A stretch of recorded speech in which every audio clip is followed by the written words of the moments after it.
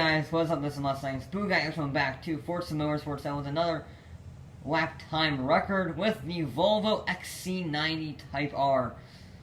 And I'm not sure how it's going to do. This is going to be an interesting build because I'm not quite going to be building it to maximum attack. You see, I could be boring and put 6.2 liter V8 or the 5.2 liter V10. Now that can get me 1,000 horsepower, but I'm not going to do that. No, I am going to use the car's stock engine. I did a little bit of a test, and we can indeed use the stock engine to get a suitable amount of power for this vehicle. Gotta put it on the sport tires, and hopefully, not only will it qualify the rules. We have 305s on the front. That's pretty good, and 305s on the rear. That's also pretty good. But it will also help reduce grip roll, because I'm a little bit afraid of the rolliness of the vehicle. So, because it is a high-riding SUV and vehicles are likely to roll over on Forza 7. So, you don't really want to have too much grip or you'll fall over. So, hopefully the Volvo does well. I have no idea though. It's going to be the heaviest vehicle by some margin. It's going to be over 4,000 pounds, I would expect. Right now we're at 5,200. We are going to be at 4,100. Shade 1,000 pounds off. Oh, so it's not great. It's not a great power-weight ratio. This one's going to have it's going to be a decent amount of power from the stock engine, because this engine is turbocharged, supercharged, and hybrid. So we should have a pretty good power band. So we won't have any turbo lag. We're going to have up to 550 horsepower from the stock engine. That's pretty darn good. We're now up to 600 horsepower. There's 611 horsepower. And we are now into, with the help of the turbo, in the S-Class. 723. Finishing it off with 731 horsepower. That's not too shabby for an SUV made by Volvo. That's pretty solid, actually. But the question is, will the power weight ratio let it down on the Nürburgring? Alright, the XC90 has to try and go faster than the McLaren P1 LM, and I'm not sure it's going to do that. My goal is to go faster than the... Whoa! That's not a good start. Hopefully that's our only crash of the day. Cold tires do not help it, though. It's actually got some good acceleration, you know. And, my goal is to beat the Focus RS, because, I'm hoping it'll have more grip than the Focus. Has bigger tires, has 300 less horsepower, but it does weigh heavier. A lot heavier. And, yeah, so far, so good for the Volvo in terms of the handling department. One massive problem it's probably going to lose lots of seconds on is the straight line speed. It's struggling, to say the least. I did a little bit of tuning work on it. I'm now allowed to to change the downforce levels for the wings. So I can't change, I only tune the gears if I'm not fast enough. And even with the tuning of the gear ratios, I can only get this vehicle to top out at 200 miles an hour. Which admittedly is pretty darn good for a, giant SUV with a wing on the back. But compared to the rest of the vehicles in this series, we're about 15 to 20 miles an hour down, which is not good. So, it's gonna have to, luckily there's only one major straightaway, and then there's lots of high-speed corners like here, which it will lose some time on. But I'm hoping it can make it up through the corners. It does seem like a relatively nice vehicle to drive. Perhaps a little bit of understeer, but my theory is of sticking with the stock engine will have more control. And that does seem to be working, because I fear with 1,000 horsepower it will get like the Focus, where we just don't have the handling to get around these corners quickly. So, yeah. I'm a little afraid of that. Come on, come on, come on. There we go, woo! That was close. We may be four-wheel drive, but you still clip the curves, you can get a massive spin. I did manage to catch that, though, which is pretty nice. I mean, our run has been ruined for some time now, but nice we didn't have too much of an accident there. Yeah, this is a sighting lap.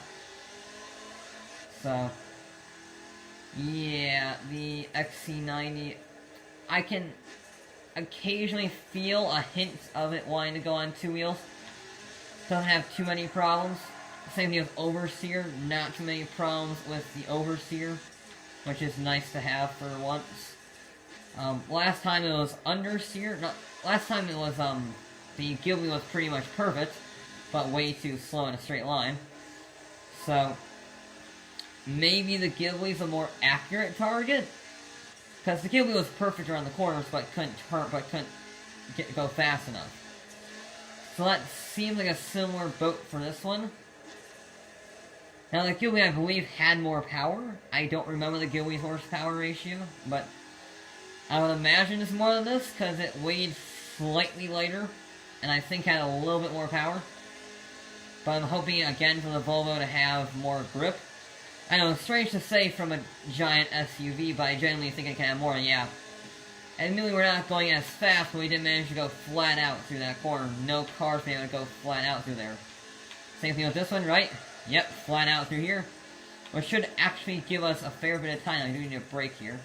But not as much as in other vehicles. That's very good around those corners. And once again, flat out, flat out. Oh, not quite flat out from there. Okay, noted. Flat out everywhere around on that section except for the final high-speed corner. A little bit of a four-wheel drive drift from the Volvo. Put too much power down, thought I could control it. Couldn't quite. On to the carousel. Didn't quite get that right. Turned in too much. Okay, here we go. Let's just see if we can go. How much time can we make up on the second lap? That'll be the determining factor, because this SUV is pretty nice handling. It's whether or not it loses enough time, or too much time down the straightaways. It's gonna lose a lot of time. But can that time be made up around the rest of the course? That is the question that we need to find out. Because it seems pretty nice. Oh yeah, wheel on the grass. Wheel on the grass is not good. That's another wall hit. I say hit, a tap, but still ruins the time. Never a good thing.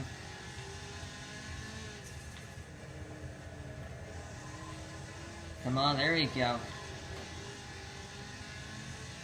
I mean, the acceleration isn't bad, considering how far down we are on power, and especially on a power-to-weight ratio.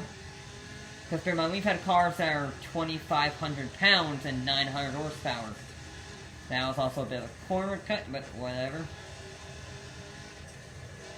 So, yeah, the Volvo here is actually not doing too terrible. If we can beat the Ghibli or the Focus, I would be very impressed. Because this is the stock engine in the Volvo. None of the vehicles we've run so far have had their stock engines. But since it is a twin-charged hybrid, I thought I would give the stock engine a go. And yeah, I'm liking it. It's not too terrible. How much boost do we have? We have 30 PSI of boost. That's a lot of boost, actually. The Porsche had 20, I believe. The Ghibli had 10. So this is 3 times as much boost as the Maserati Ghibli. That's pretty solid. Now, this is... Alright, here it comes. On the straightaway. Come on, please get to your top speed at least. Get to your top speed. I doubt you will, but come on. Come on, Volvo, I know you're a giant brick, but please go faster. Come on. 176, come on, 177, 178, come on. 180, yes, 180. Come on. Can we get 190? 190? 185, gonna get on the brakes now.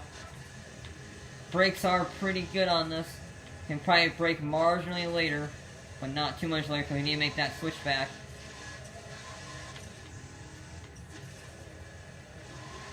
Well, despite being twice the weight and 300 horsepower down, we did manage to beat the Lancia Stratos on an opening run where we nearly spun it, hit a wall, and hit walls multiple times. And it was a slow rolling start. The starts don't really matter on this course because the corner right after the straight, or right after the start-finish line is so close to it, it doesn't really matter. Because you never accelerate fast enough to be worthwhile. But I'm hoping... Ooh, ran wide there. Ran a little deep. Come on. Come on, Volvo.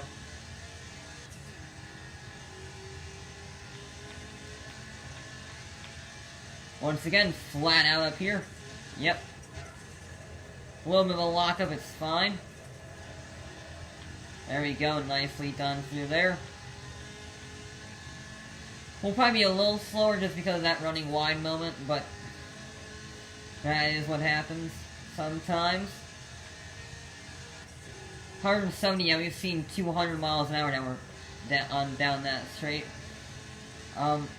Yeah, I figured it would be 330 miles an hour down. We are a fair bit down on power and a fair bit up on weights, which is the least ideal. We're already 14 seconds up. That's ridiculous. I mean, we did hit the wall, but that is a lot of time. Ooh.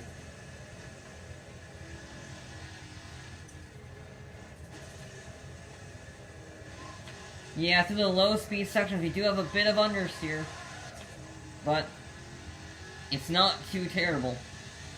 And what's nice about the Nürburgring is there's not too many ultra slow corners like that. It's lots of middle and high speed corners. Like here's a middle speed corner, 100 miles an hour is about average. Here's another one, 70 miles an hour through there. So, lots of middle speed, high speed corners, which is good because this vehicle struggles with understeer in the lower speed sections. So, yeah. Very good through there.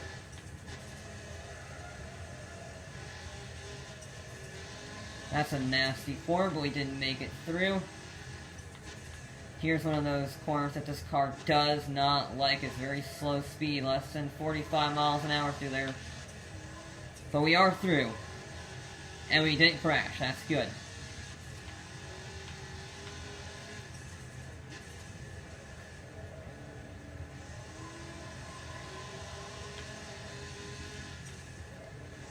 Okay, ooh, hit the curb. Ooh, that was lucky.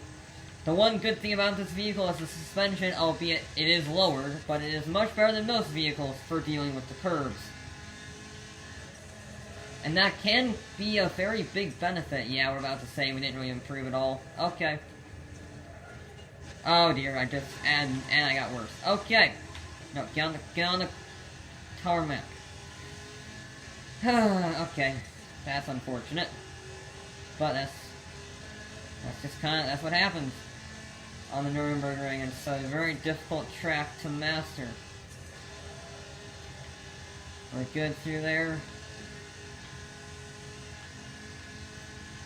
Come on, Volvo.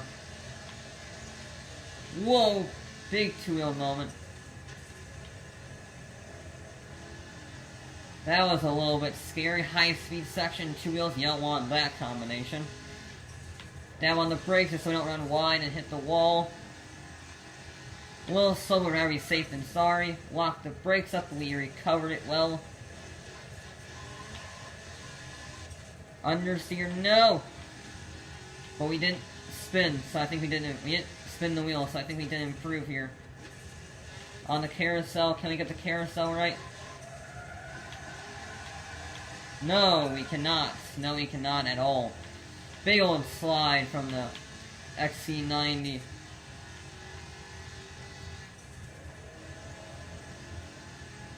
Come on.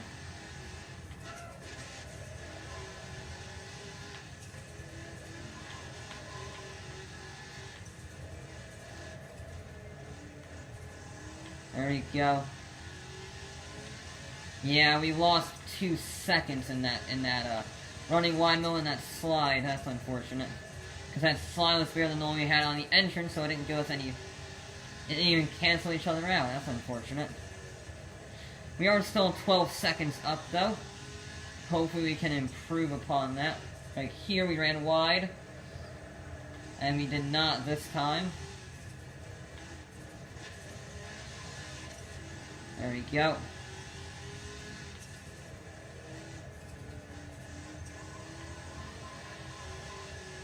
No! Bad Volvo. Bad Volvo.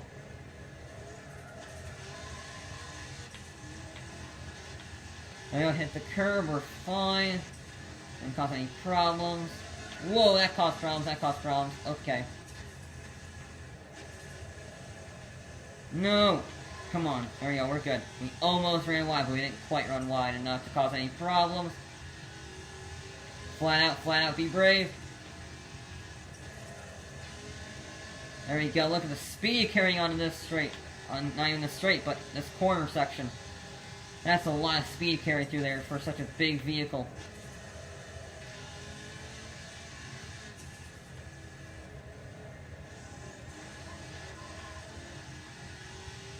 Come on, XC90. Ran wide, that's not good. On the grass slightly, but we're fine. How far are we up, Captain? Have I overdriven the car? Or have I improved? Come on, there we go. Flat out through there, that's good. Hopefully we'll have a better run. We have gone... Typical. We gained 14 seconds, then we gained 12 seconds, so we lost 2 seconds. Then we just gained those 2 seconds back on that recovery drive. Okay. Come on. Come on. Now be later on the brakes here, but don't flounder it away like an idiot. Carried more speed, come on. Whoa. Oh, that was quite sketchy.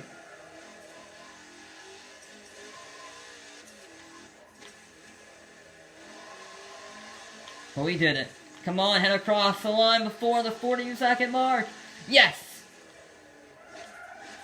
Oh, we did the same, 14-2. Whew. 739.226. Well, it is the slowest vehicle besides the Stratos. It's 20 seconds down on the Stinger, which is a bit unfortunate, but you were kind of expecting that as quite far down on power and quite far up on weights, which is not a good advantage. A slightly sloppy lap, we could have only gotten 2 more seconds out of it, probably. So, it wouldn't have done too much, but I mean, for a giant SUV, that's not too terrible.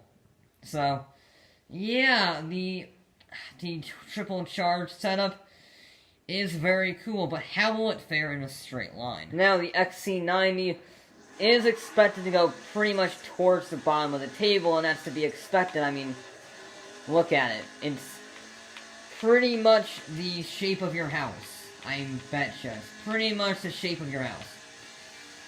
Which, unsurprisingly, is not very aerodynamic. So, my goal is to get above 200 miles an hour. If we can get to its top speed of 205, that would be fantastic. But if it can beat, like, the S800, the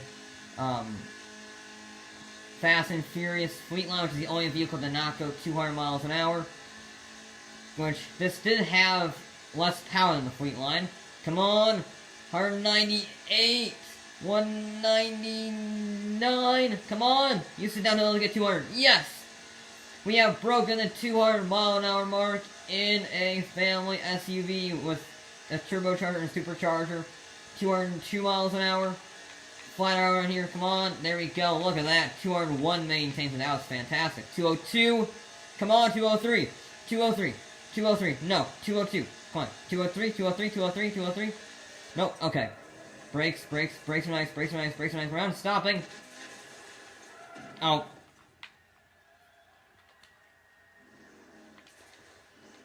Might have pushed it a bit too hard in the braking zone. Oops. My bad. But, yeah, 202 miles an hour is the best we could do. I really thought I'd get 203. Not quite, though. So that will put it around the Honda S800, the Fast and Furious Fleet line, which, bear in mind, this has less power than both of those, is heavier, and looks like that building in the background.